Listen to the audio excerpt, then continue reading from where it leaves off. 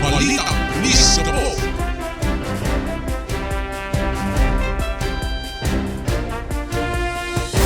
Good morning mga ka-okay, magandang umaga, lungsod ng Olongapo.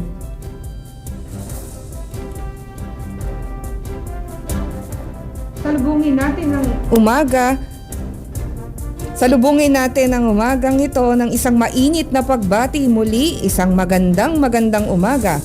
Welcome po sa ating programa para ipaabot sa ating mga kababayang Olongapeño ang mga balita sa pamamagitan ng ating programang Pinalakas Online. Hatid sa inyo ng Subic Broadcasting Corporation at ng 97.5 DWOK FM, ito ang radyo ko. Ang kapartner natin sa paghahatid ng mga mahahalagang kaganapan at impormasyon dito sa loob ng ating lungsod. Ako po si Police Staff Sergeant Maria Victoria Mamasig, ang CAD-PIO ng Police Station 2, Olongapo City Police Office. At ako naman po si Police Master Sergeant Rosalyn B. Ferrer, ang Public Information Section PNCO ng Olongapo City Police Office. At ito ang Balitang Pulis Gabo. Today is September 11, 2025, araw po ng Huwebes at nasa ikalawang linggo na po tayo ng buwan ng Setyembre. Kami ang inyong makakasama ngayong umaga para magbigay ng mga komprehensibong detalye patungkol sa mga programa and activities na isinagawa ng inyong kapulisan dito sa lungsod ng Olongapo.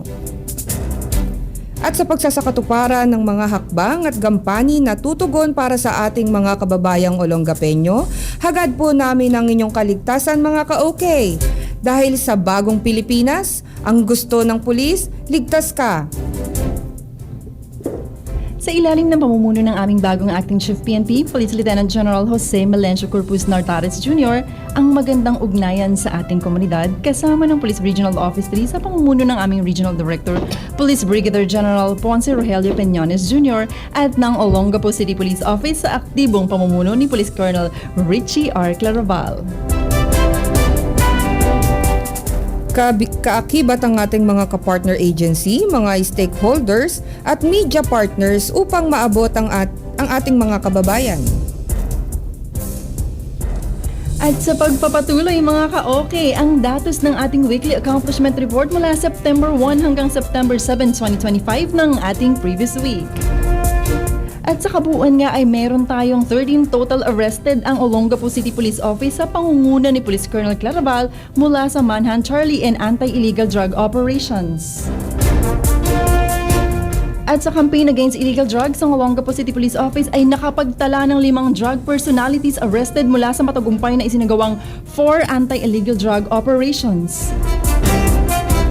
Kung saan nakapagkumpiska tayo ng 21.022 grams ng shabu na may kabuuang standard drug price value na 142,949 pesos and 60 centavos. Kaugnay dito, noong September 5, 2025, matagumpay na isinagawa ng mga tauhan ng Police Station 4 Drug Enforcement Unit ang isang anti-illegal drug buy-bust operation sa Santol Street, Purok 3, Barangay New Cabalan, Olongapo City. Ang operasyon ay nagresulta sa pagkakaaresto ng suspect na residente ng Amapola Street, Barangay Santa Rita, Olongapo City. Ayon sa ulat, nakumpiska mula sa sospek ang 3 sachet ng hinihinalang shabu na may kabuuang timbang na 1.97 grams na may standard drug price na 13,396 pesos, na recover din ng 200 pesos na ginamit bilang marked money sa operation. Ang sospek at ang mga nakumpiskang ebidensya ay dinala sa Police Station 4 para sa karagdagang disposisyon at pagsunod sa legal na proseso. Bukod pa dyan ay isang matagumpay na operasyon laban sa iligal na droga ang isinigawa ng Olongapo City Police Office sa ilalim ng pamumuno ni Police Colonel Richie R. Claraval, City Director, na nagresulta sa pagkakaaresto ng isang target na personalidad at pagkakakumpiska ng 17.824 gramo ng shabu na may standard drug price value na 121,203 pesos and 20 centavos. At At batay nga sa ulat, isinagawa ang joint bypass operation noong September 4, 2025 sa Barangay Calaklan, Olongapo City sa pangunguna ng City Police Drug Enforcement Unit bilang lead unit, katuwang ang Station Drug Enforcement Unit ng Police Station 1. At matapos ang operasyon, ang naaresto at ang mga nakumpiskang ebidensya ay agad na dinala sa tanggapan ng CPDEU para sa wastong dokumentasyon at kaukulang disposisyon alinsunod sa umiiral na batas. At ayon nga kay Police Colonel Claraval, ang matagumpay na operasyong ito ay patunay ng mas pinaigting na kampanya ng ating kapulisan laban sa pinagbabawal na droga. Patuloy naming paiigtingin ang mga operasyon upang masugpo ang paglaganap ng iligal na gawain na sumisira sa kinabukasan ng ating mga kabataan at ng buong komunidad.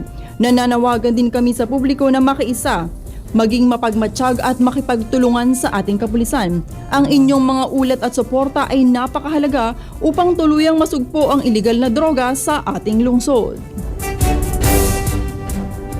Samantala, para naman sa ating accomplishment on wanted person, 8 wanted person naman ang matagumpay na naaresto ng Olongapo City Police Office mula sa magkakahiwalay na ikinasang manhunt operation sa buong Olongapo City.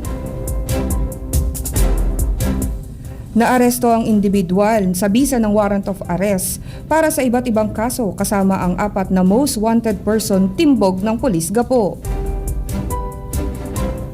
2 individual ang hinahanap ng batas dahil sa mga kasong may kinalaman sa pang-aabuso sa kababaihan ang matagumpay na naaresto ng Olongapo City Police Office sa magkakahiwalay na operasyon noong September 5 at 6, 2025. Batay sa ulat, isang naaresto noong September 5, 2025 ang isang suspect na may kasong sexual assault in relation to Section 5 Paragraph B of Republic Act 7610 of Acts at Acts of Lasciviousness. Isinagawa ang manhunt operation ng mga tauhan ng Police Station 1 sa tulong ng Olongapo City Mobile Force Company at Olongapo City Intelligence Unit. Ang operasyon ay isinagawa sa bisa ng warrant of arrest na may itinakdang piyansa na 200,000 pesos bawat kaso. Samantala, noong September 6, 2025, isa pang suspect sa nakabilang sa top 10 most wanted person, city level, rank 5, station level, rank 2, ang naaresto ng tracker team ng Police Station 4. Katuwang ang City Intelligence Unit at City Investigation and Detection at Detective Management Unit. Siya ay naaresto sa sitio Kakilingan, Barangay New Cabalan, Olongapo City sa bisa ng warrant of arrest para sa kasong rape alinsunod sa Article 266 A kaugnay sa Article 266B ng Revised Penal Code. Walang nirekomendang piyansa ang naturang warrant. Ang mga tagumpay na ito ay malinaw na mensahe laban sa pang-aabuso at karahasan sa kababaihan. Hindi titigil ang kapulisan hanggat hindi napapanagot ang mga lumabag sa batas, ani ni Police Colonel Richie R. Claraval, City Director ng Olongapo City Police Office. At bukod pa dyan, partner, noong September 3, 2025 naman, matagumpay na inaresto ng mga tauhan ng Police Station 4 ng Olongapo City Police Office ang isang top 10 most wanted person sa lungsod ng Olongapo. Ang suspect ay rank 9 sa city level at 5 sa station level na inaresto sa Barangay West Bahak-Bahak, Olongapo City. At ang akusado, isang 26 anyos na lalaki, walang asawa at walang trabaho, ay residente ng Purok 1, Libas, Barangay New Cabalan, Olongapo City.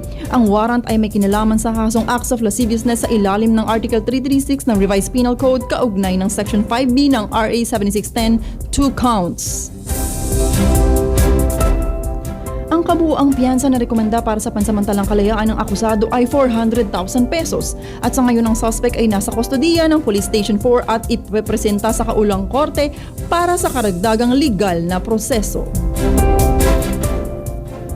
At sa karagdagang balita, noong September 4, 2025, isinagawa ng Olongapo City Cybercrime Response Team or RACA 3, katuwang ang Police Station 3 at City Intelligence Unit ng Olongapo City Police Office sa pangunguna ni Police Lieutenant Maria Violeta D. Barrientos, isang matagumpay na entrapment operation sa Barangay Asinan, Olongapo City.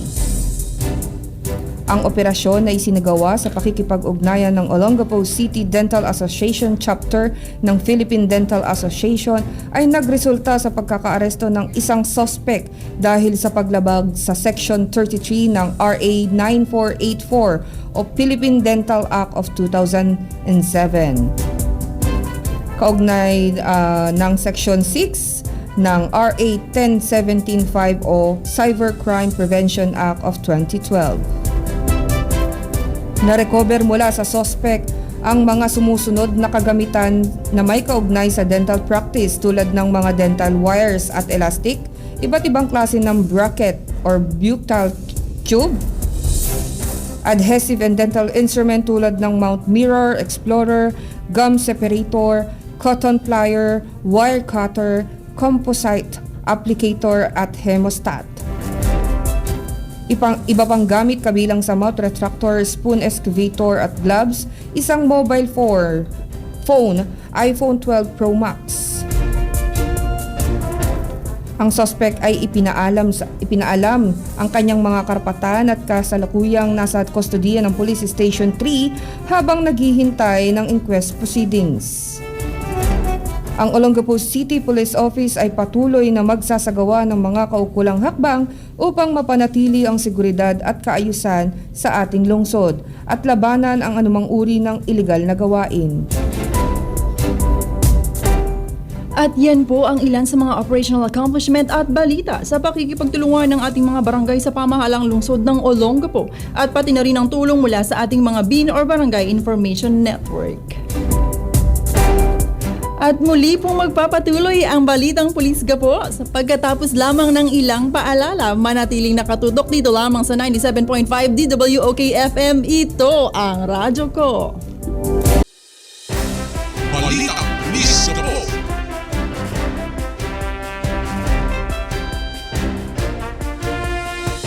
Mga ka-okay, tayo ay muling nagbabalik dito lamang sa 97.5 DWOK FM. Ito ang radyo ko. Ipinapaabot ng aming City Director Police Colonel Claraval ang taos-puso niyang pasasalamat sa lahat ng ating mga partner agencies, barangay at pati na rin sa ating mga kababayan sa karatig lugar dahil sa tulong at suporta na natatanggap ng Olongapo City Police Office sa ilalim ng kanyang pamumuno.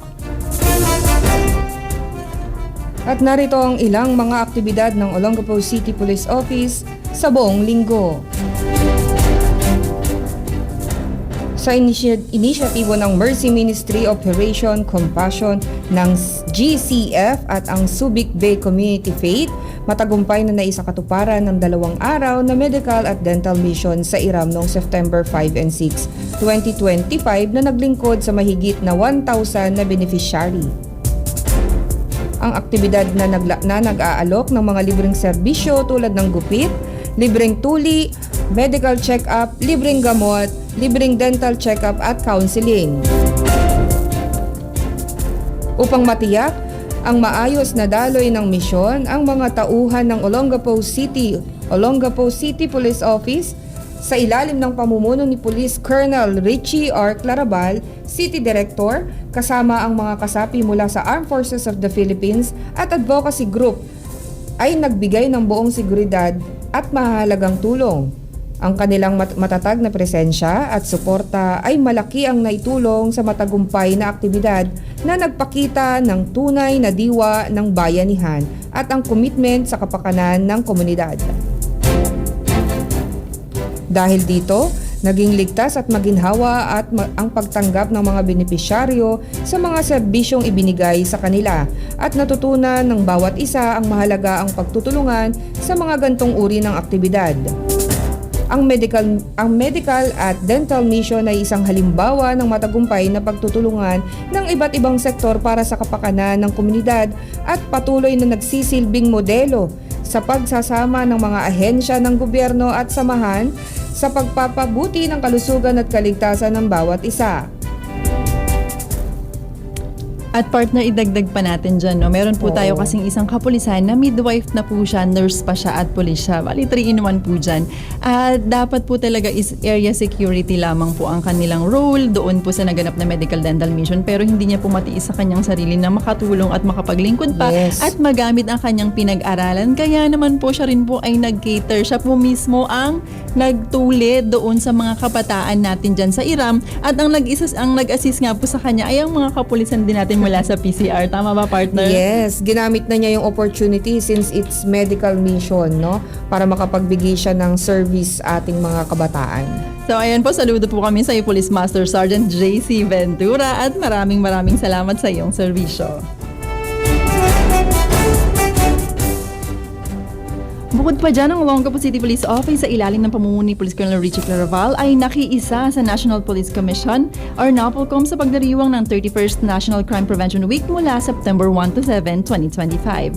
At ang tema ng taon na ito ay pinalakas na pamahalang lokal para sa ligtas na pamayanan, pagpapatibay ng mga programa sa pag-iwas sa krimen sa ilalim ng Community and Service-Oriented Policing System or CSOP. Ang linggong ito ay pinagdiriwang ang pagnaglalayong bigyang diin ang kahalagahan ng mga hakbang sa pag-iwas sa krimen, ang aktibong paglahok ng komunidad at ang matibay na ugnayan ng Philippine National Police, mga local government units at iba pang mga stakeholders upang matiyak ang kapayapaan, kaayusan at kaligtasan sa bawat pamayanan. At partner, kaugnay nga dito ay nagsagawa ng Crime Prevention Awareness Lecture ang mga tauhan ng Police Station 1, Olongapo City Police Office para sa mga mag-aaral ng Grade 10 ng Soriano Esteban Integrated School, SPED Center at layunan ng aktibidad na mapalawak ang kaalaman ng mga kabataan sa pag-iwas sa krimen, kaligtasan at kanilang papel sa pagpapanatili ng kapayapaan at kaayusan sa komunidad.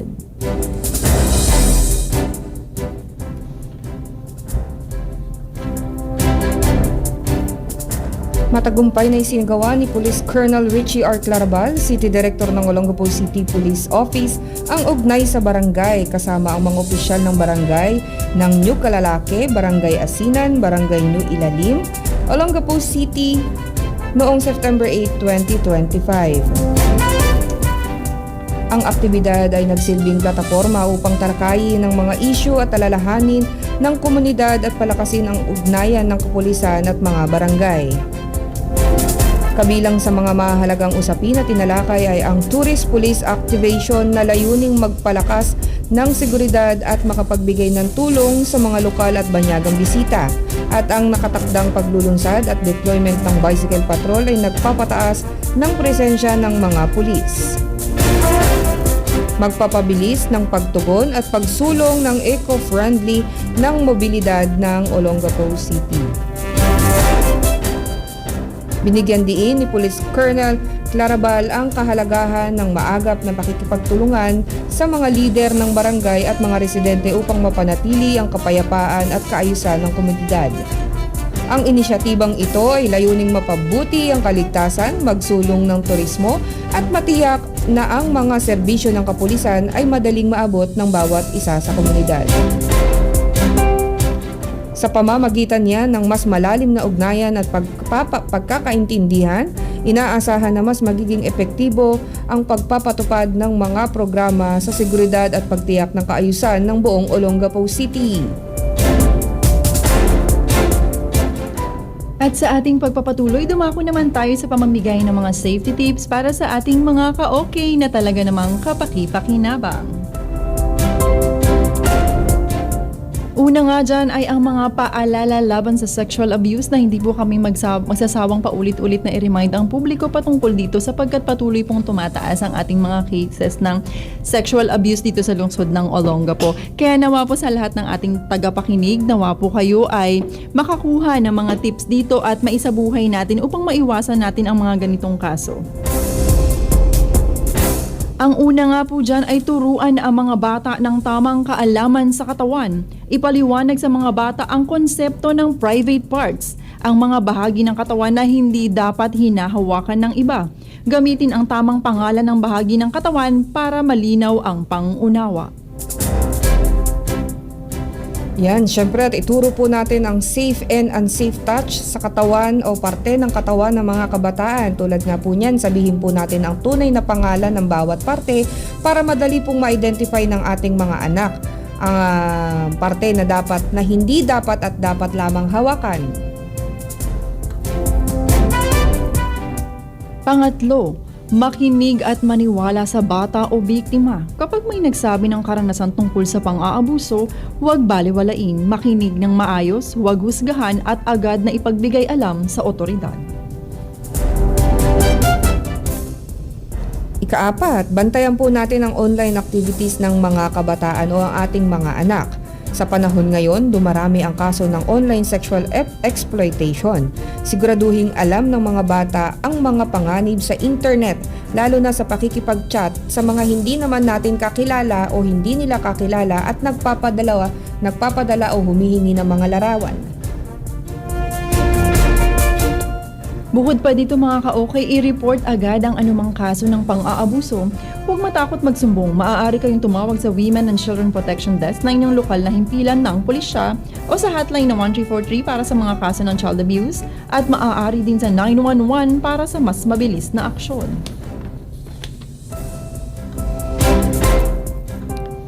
Alamin din natin ang ating mga karapatan at alamin mo kung ano ang iyong karapatan.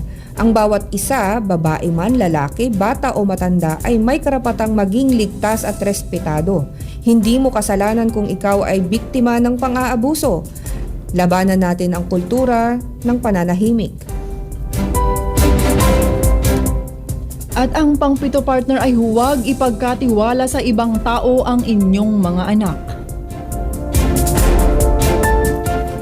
Sa ating mga kababayang Olongapeño na may anak na teenager, mainam na laging makipag-communicate sa kanila upang masubaybayan ang kanilang paglaki na mas nangangailangan ng gabay at paglakay ng kanilang buhay bilang teenager o adolescence age or stage na kung saan malaki ang ginagampanan ng mga kaibigan at impluwensya ng barkada sa kanilang pagtanda. At mga ka-okay, yan po ang ating safety tips para maiwasan ang anumang uri ng sexual abuse. At tayo po ay muling magbabalik maya-maya lamang, kaya manatili po tayong lahat na nakatutok dito lamang sa 97.5 DWOK FM. Ito ang radyo ko. Balita Miss Po.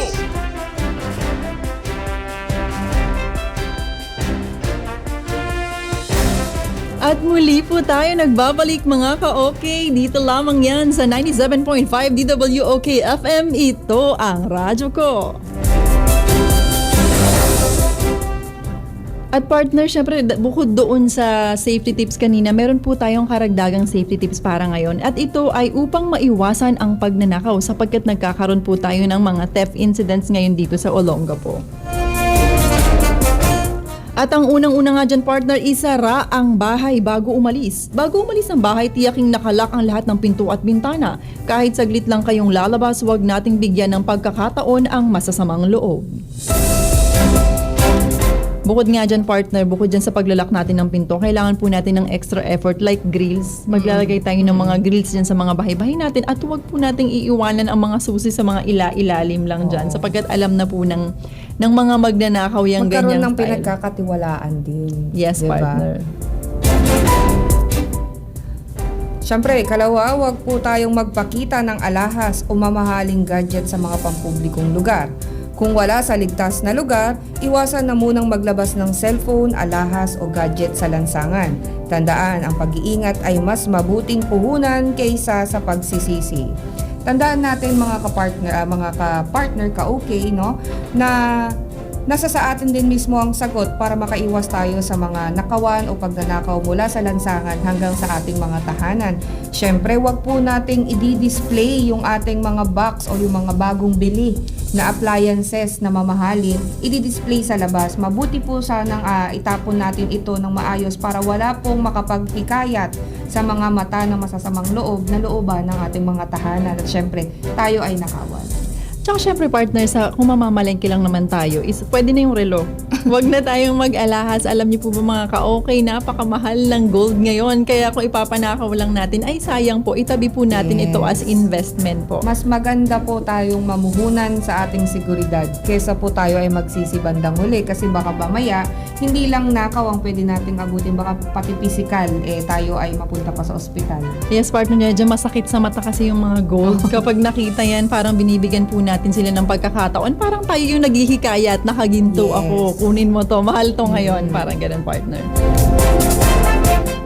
At ang ikatlo, partner, maging alisto sa paligid. Kapag nasa mataong lugar, huwag maging abala sa cellphone. Laging bantayan ang bag, bulsa at personal na gamit. Maging mapagmasid sa kahina-hinalang kilos ng ibang tao.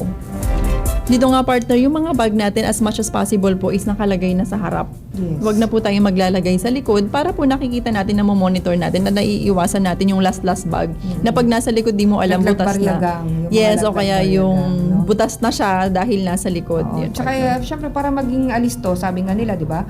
Maging alisto sa paligid. At hindi lang po sa paligid, actually po yung mga taong nakapaligid sa atin, yun po ang dapat tayong maging alerto. Kasi yung iba po dyan, kung hindi budol-budol, mga laglag barya gang, no, yung mga last bag gang, yan. At saka, partner, yung mga kabataan natin ngayon na mahilig maglakad ng naka-headset na hindi sila aware sa paligid nila. Dapat po, kung maglalakad po tayo dyan sa kalsada, lalo na sa mga matataong lugar, ay alerto po tayo as much as possible, walang cellphone na nakalabas at hindi po tayo naka-headset. Yes.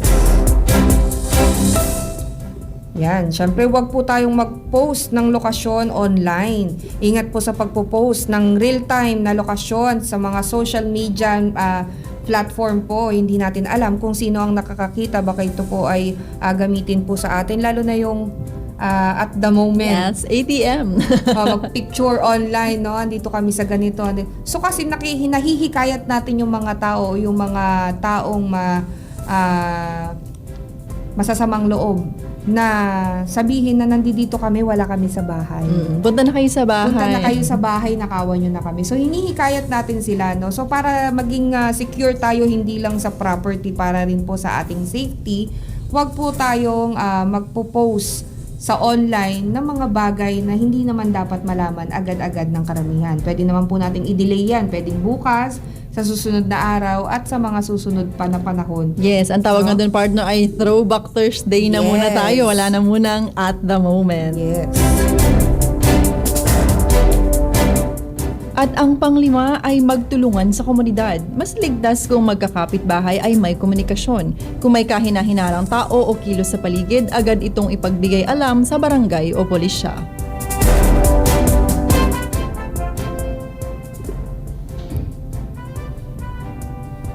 Yan, gumamit po tayo ng CCTV o alarm kung kakayanin po natin, no? Kung may budget, magandang mag-invest ng CCTV o alarm system. Pagdagdag po yan ng proteksyon, lalo na kung madalas na walang tao sa bahay. Actually, totoo to, partner eh. Actually, sa bahay ko, maraming CCTV dyan, no? Gumagamit po kami ng CCTV at nagsiset po kami ng time para magkaroon ng alarm. Hindi lang po kasi ito basta kaligtasan po ng ating property, kaligtasan din po ng ating mga kamag-anak o ng ating mga kapitbahay na maiwasan po na sila ay mapahamak. At syempre po, no, kapag tayo ay may CCTV, iisipin nila mayaman. Marami na pong nabibili online na mura lang, na ikakabit na lang sa mga ilaw. So at least secure po ang pamilya natin at ang ating mga kabahayan. Yes, partner, bukod pa dyan, nakakausap pa natin yung mga Yes. anak na iniwan natin doon talaga. Mas Nakakonect namamonitor. na sa cellphone. Yes, mas namamonitor natin sila 24/7. Yes. At ang pangpito, partner, ay huwag ipagkalat ang plano ng pag-alis. Kung aalis ng matagal, huwag ipagsigawan sa lahat. Mas mainam kung may mapagkakatiwalaang kapitbahay na magbabantay. At mga ka-okay, uulitin ko po, mapagkakatiwalaang kapitbahay. Hindi po porket po kapitbahay na natin ay ganun na po tayo na pupuntahan natin sila at sasabihin po natin na mawawala po kami ng isang buwan. Hindi po. Siyempre, usually po dyan mga kamag-anak na po natin at talaga yung mga matatagal na nating kakilala. Sa panahon ngayon, ang pagiging alerto at maingat ay isang anyo ng pagmamahal sa sarili at sa pamilya. Iwasan maging biktima, maging matalino at maging mapagmatsyag. At mga ka-okay, anumang emergency, laging tandaan ang tatlong numero. Dial 911. Sa dito nga partner, pagka kailangan natin ng police assistance, press 1. At kapag fire assistance naman partner, Press 2. yes, at para sa medical assistance, Press 3. ayan, at yan po ang ating safety tips for today. Naway meron tayong napulot na aral at mag-iingat po tayo palagi mga ka-okay. Para naman maging updated sa iba't ibang aktibidad at accomplishment ng Pulis Gapo, ay paki-follow or like po ang aming FB account Olongapo City Police. Please follow also our Facebook page at Pulis Gapo Disiplinado. Also, we do have our YouTube channel at Olongapo City Police Office. At nais din po namin i-promote ang programang Sumbong Niyong Aksyon Agad, Lunes hanggang Biyernes alas 12:30 hanggang 1:30 ng tanghali. At ganun din ang Police News Network Facebook page. At yan po ang hatid naming mahalagang impormasyon mula sa Olongapo City Police Office. Maraming salamat po sa oras na inyong pakikinig sa aming programa ngayong umaga. Lagi po nating tandaan ang usaping kaligtasan ay usapin ng bawat mamamayan. Ako po ang inyong lingkod, ang inyong Pulis Gapo Disiplinado, Police Staff Sergeant Maria Victoria Mamasig ng Police Station 2. Yes, partner, at bago natin tuluyan tapusin, nais ko munang batiin ang aking kapatid ng happy birthday. To Rochelle Ferrer, happy birthday sa'yo. At sa lahat po ng may birthday ngayong September, at sa lahat po ng ating tagapakinig, ang mga nanay dyan na naghahatid sundo ng mga anak, naglalaba, kasalukuyang nagluluto, mga namamasada ng tricycle, jeep, taxi, at sa inyong lahat, sa mga namamasada, mga pasahero, isang ligtas na umaga po sa inyong lahat. At muli, ang pamunuan ng Olongapo City Police Office, ang ngalan ng aming City Director, Police Colonel Richie Rodriguez Claraval, kami po ay taus-pusong nagpapasalamat sa pamunuan ng Subic Broadcasting Corporation at sa himpilan ng 97.5 DWOK FM. Sa aming station manager, Ma'am Amelia Jane Gordon, kasama sina DJ Claire, DJ Miko, Sir Andrew at Sir Mel. Thank you for giving us a valuable opportunity to amplify our Police Gapo accomplishment reports and activities. At syempre sa ating mga viewers and listeners na walang sawang pagsuporta sa amin upang maitaguyod ang aming layunin na protektahan at pagsilbihan ng ating mga kababayan dito sa aming pinakamamahal na lungsod, dito po sa lungsod ng Olongapo. Muli, ako po si Police Master Sergeant Rosalyn V. Ferrer at magsama-sama po tayo sa susunod na linggo upang makinig ng ating programa tuwing Huwebes ng umaga dito lamang sa Balitang Pulis Gapo.